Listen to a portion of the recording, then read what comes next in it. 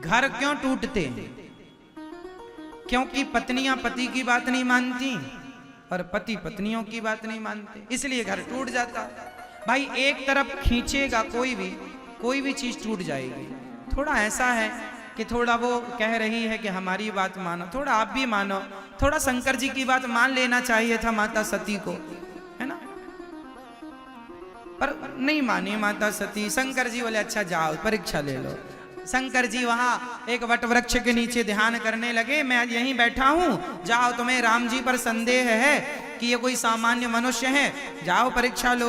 अब माता सती विचार करने लगी, क्या परीक्षा लूं, क्या परीक्षा लूं, क्या परीक्षा लूं, कैसे लूं, कैसे लूं, कैसे लूं।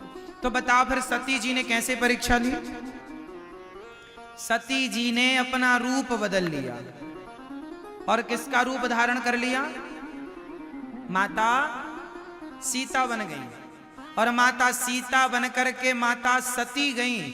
क्यों सीता का रूप बनाया? क्योंकि राम जी सीता मां को ढूंढ रहे थे। उन्हें लगा कि मैं सीता बनकर जाऊंगी तो राम जी देखेंगे मेरी पत्नी आ गई तो मैं कह दूंगी कि आप झूठे हैं, मैं तो सीता हूं ही नहीं, है ना? ऐसा प्लान था माता सती का। अब सती जी बन गई सीता और राम जी जिस तरफ से आ रहे थे उसी रास्ते पे जाके माता सीता अर्थात माता सती सीता बनकर खड़ी हो गई। राम जी आए, लक्ष्मण जी की नजर पहले पड़ी माता सीता पर अर्थात माता सती पर। लक्ष्मण जी दंग रह गए, अवाक रह गए, बोल ना पाए। पर राम जी को देर नहीं लगी, राम जी ने प्रणाम किया, मां के चरणों में राम का प्रणाम। माता जी जंगल में अकेली घूम रही हो, भगवान शंकर कहाँ हैं? अब तो माता सती को पसीना निकलने लग गया, घबरा गई माता। पूछा उन्होंने, हम तो सीता बनकर खड़ी हैं आपकी पत्नी के रूप में, आपने हमें पहचान कैसे लिया? राम जी ने कहा, मेरे आगे मेरी मां ही खड़ी हो सकती है, मेरी सीता तो सदा हमारे पीछे खड़ी होती है। ये रघुकुल की मर्यादा है कि पत्नियां हमेशा पति से पीछे खड़ी होती हैं, आगे पति होता है। आप आगे खड़ी, आगे मां खड़ी हो सकती है, पत्नी नहीं। इसलिए आपने स्वरूप तो बदल लिया है पर स्वभाव कहां से लाएंगे? स्वरूप बदला जा सकता है, स्वभाव थोड़ी बदला जा सकता है। इसलिए स्वरूप की महिमा नहीं है। अच्छा बताइए, स्वरूप श्रेष्ठ है या स्वभाव श्रेष्ठ है?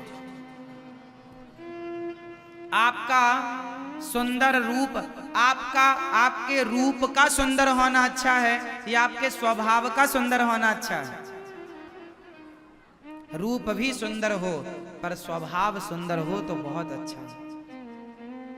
यदि आप रूप से बहुत सुंदर हैं पर स्वभाव से सुंदर नहीं है तो ऐसी सुंदरता किस काम की?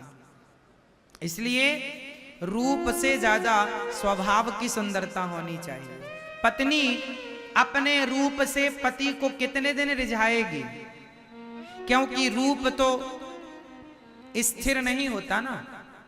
सुंदरता किसी की स्थिर होती है? जवानी में आपका स्वरूप अलग होता है और बुढ़ापे में आपका स्वरूप अलग होता है। स्वरूप से आप रिझाएंगे किसी को तो कुछ दिनों के लिए रिझा पाएंगे जब तक आप सुंदर हैं। भाई सुंदरता आपकी कभी ना कभी ढलेगी कि नहीं? जवानी सदा तो नहीं रहेगी, क्यों जी? जब बुढ़ापा आता है चमड़ी लटक जाती है। आप अपनी जवानी की फोटो देख लीजिए और अपने बुढ़ापे की मैच कर लीजिएगा, कितना अंतर है। तो ये स्वरूप बदल जाएगा। इसलिए स्वरूप देखकर किसी से प्यार ना करो। स्वरूप तो आज का है, कल का नहीं रहेगा। स्वभाव अच्छा सदा हो सकता है, स्वरूप अच्छा सदा नहीं रह सकता। स्वभाव स्थिर है, स्वरूप स्थिर नहीं है। ये बात सही है या गलत है? बोलो मेरी मां। स्थिरता किस में होती है, स्वरूप में या स्वभाव में? किसमें होनी चाहिए। इसलिए स्वरूप के चक्कर में ना पड़ा करो। स्वरूप तो आज है, कल चला जाएगा, पर स्वभाव में बल दो। आपके स्वभाव से पति को वश में करो। आप केवल डेंटिंग पेंटिंग करके अपने पति को वश में करें तो वो कितनी भी डेंटिंग पेंटिंग कर लो, बुढ़ापे में आपकी डेंटिंग पेंटिंग भी काम नहीं करती। क्यों मेरी मां? चमड़ी का लटक जाना, आंखों के नीचे कालापन हो जाना, झुर्रियां पड़ जाना, ये सबके साथ होना है, कोई बचेगा नहीं। ये प्रकृति है, ये परिवर्तन है। बुढ़ापे से सबको गुजरना। कितना भी सुंदर हो आज का व्यक्ति, उसके बुढ़ापे में जाकर देख लेना कि वो कैसा है।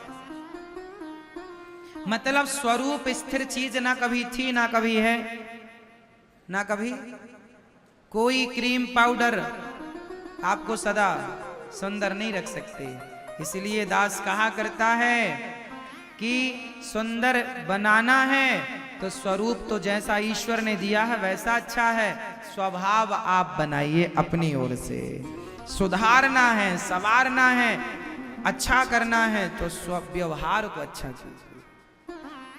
तो माता सती ने सीता का रूप तो बना लिया, स्वरूप तो ले आई, पर स्वभाव नहीं लाई, इसलिए पकड़ी गई। इसलिए क्या पकड़ी गई ना माता सती? आप तो सीता नहीं है, आप तो सती है। चरणों में प्रणाम किया मेरे रघुनंदन ने। माता सती घबराती हुई अब जहां जा रही हैं वहीं राम जी दिखाई पड़ रहे हैं। राम जी अभी सामान्य लीला कर रहे थे। अब जब माता सती को संदेह हो गया राम जी पर, तो राम ने अपनी विशेष लीला चालू कर दी। जिस तरफ दृष्टि थी वहीं राम दिखाई पड़ गए, और वह अकेले नहीं, सीता के संग दिखाई पड़े। माता सती समझ गई कि ये भगवान है, लीला कर रहे थे। शंकर जी की बात मैं मान लेती तो ही अच्छा था। तब माता सती ने आंखें बंद कर ली। तब माता सती ने क्या कर लिया? अच्छा, आंखें बंद क्यों कर ली? समाज में कुछ लोग ऐसे होते हैं, जैसे शंकर जी ने माता सती को समझाया पर माता सती मानी नहीं। अंत में राम जी ने बता दिया कि मैं भगवान हूं, देख लो, तो वो भी देखने को तैयार नहीं है, माता आंख बंद कर लेती है। कुछ लोग समाज में ऐसे होते हैं जो कि न सत्य को स्वीकार करते हैं, और स्वीकार की क्या बात, सामने सत्य आ जाए तो सत्य को देखकर आंख बंद कर लेते हैं।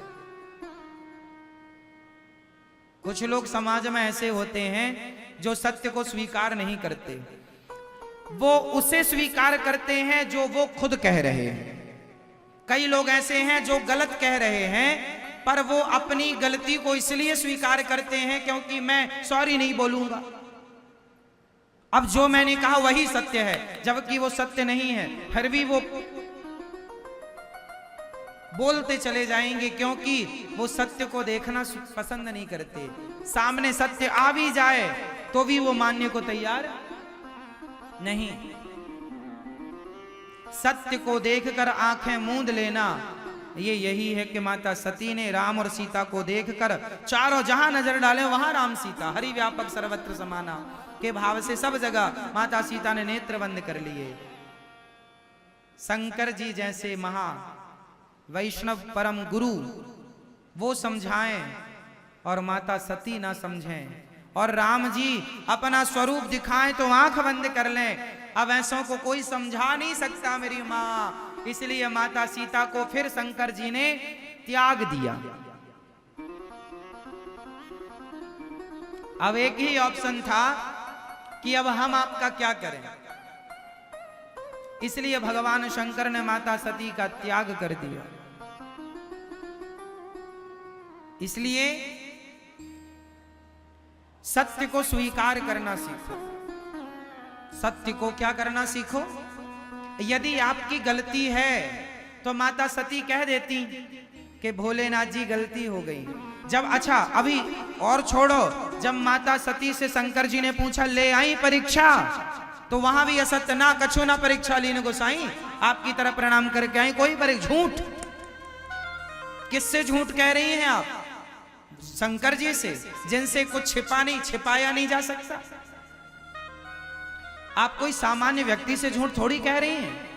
और आप सती मां, आप उस पद में रहकर आप झूठ बोलेंगी तो फिर सत्य कौन बोलेगा। इसलिए शंकर जी ने त्याग कर दिया कि क्या स्वीकार करूं जो झूठ के रास्ते पर चल रही हैं। इसलिए पत्नी और पति तुम्हारी कितनी भी लड़ाई हो जाए, परंतु कभी तुम दोनों झूठ का सहारा ना लेना। एक झूठ छिपाने के लिए 10 झूठ और बोलने पड़ेंगे, एक पाप छिपाने के लिए 10 पाप और करने पड़ेंगे। इसलिए गलती हुई है, स्वीकार करो।